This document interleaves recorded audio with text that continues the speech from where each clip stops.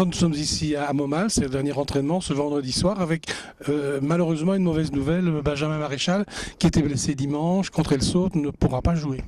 Bah non, effectivement, je viens de passer un test négatif, donc malheureusement pour demain on prendra pas de risque.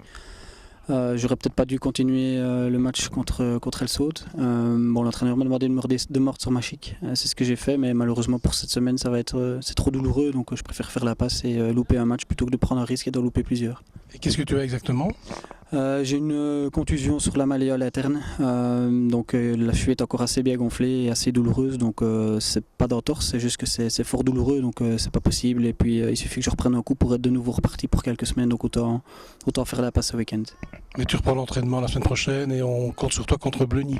Je l'espère reprendre à 100% la semaine prochaine et être à 100% contre Bleuny pour les 3 points.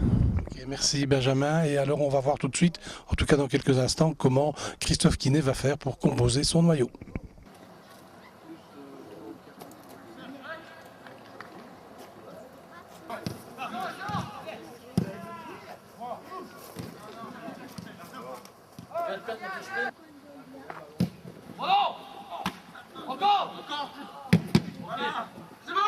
Donc la question, c'est simple, c'est la première en tout cas, c'est Benjamin est blessé, comment l'équipe sera-t-elle composée demain?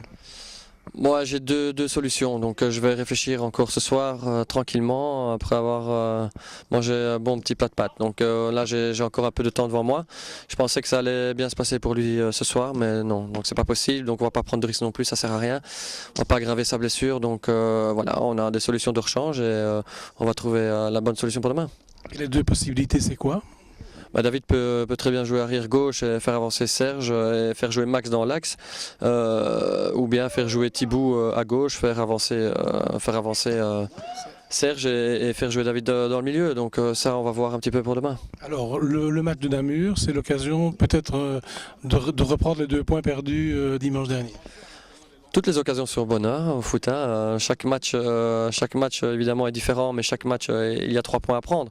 Et chaque match on veut jouer pour ces 3 points. Donc ça c'est vraiment la mentalité que je vais inculquer dans la tête de chacun. C'est de vouloir chaque fois partir pour les 3 points. Donc demain on va partir pour les 3 points. Après on fera le bilan évidemment.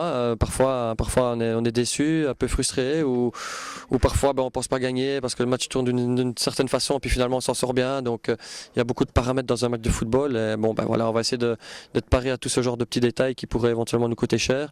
Et nous, par contre, être réalistes devant le but et essayer d'aller faire un exploit là-bas à Namur. Un petit mot sur Evans Kondogbia, il sera dans le noyau mais pas sur le terrain au départ? Oui, parce que tout simplement il est absent depuis quelques semaines et que voilà, il est peut-être pas encore au top physiquement, surtout au niveau rythme de match. Donc en tous les cas on est très content de le revoir parmi nous, et je pense que c'est aussi un renfort. On peut parler de poids parce qu'il nous a manqué aussi pendant la fin de préparation. Donc voilà, c'est une solution en plus devant offensivement, donc on va pas s'en plaindre.